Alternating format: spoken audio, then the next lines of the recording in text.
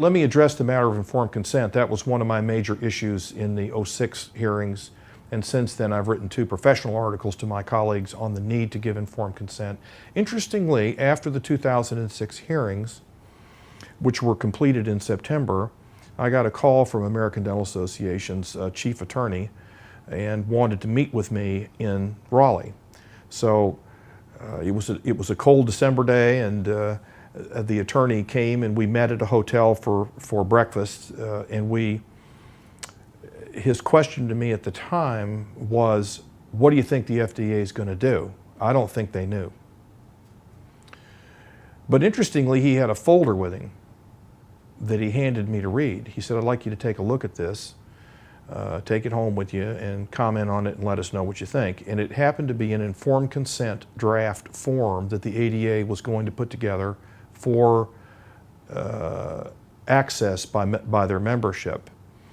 One year I reviewed it, I wrote them about I critiqued it for accuracy and sent it back to them, and a year later, 12 months later or so, the American Dental Association came out with an informed consent brochure that dentists, the American Dental Association, now you understand, is a trade organization. They can't require the membership to do anything. But what they do is that it's a voluntary thing where a dentist who wants an informed consent framework can get this from the American Dental Association. That was a major step forward for these guys because it very clearly defines what's in this product and what you should be saying to patients about this product. Some states require that the dentist inform the patient, such as Connecticut, California, and a couple of other, 2 or 3 other states, and more municipalities are adopting these kinds of regulations. So exactly, there's no question that the real issue here is not so much the document, but how the dentist conveys that information to his or her patients. And so this is very interesting now. We're moving into the law, and I'm not a lawyer, but I want to share with you one aspect of this that I think is important. The courts in different jurisdictions are shifting the standard of what you have to say to patients. It used to be what the doc down the street thought in a courtroom should have been said to you about your procedure. Okay? Now we're changing to more of a different standard where a patient under similar circumstances, what would they have wanted to know? Now this is in an environment of malpractice in the courts.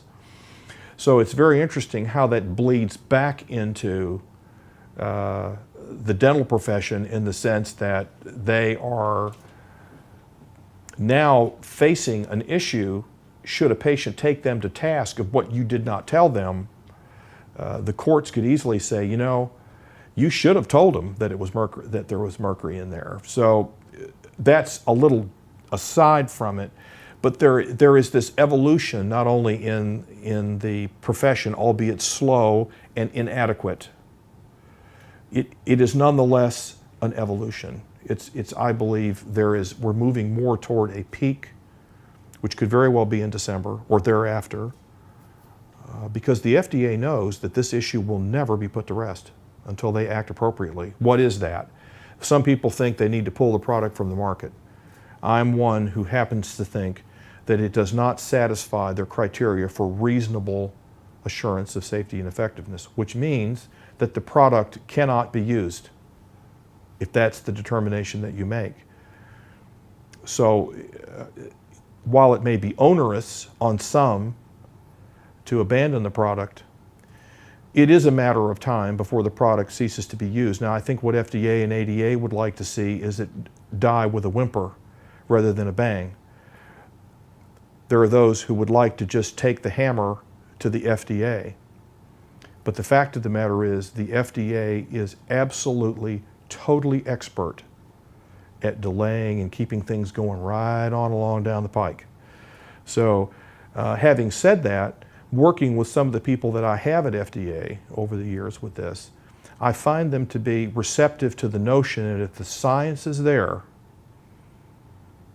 I think that they will make some kind of a responsible decision at some point in time.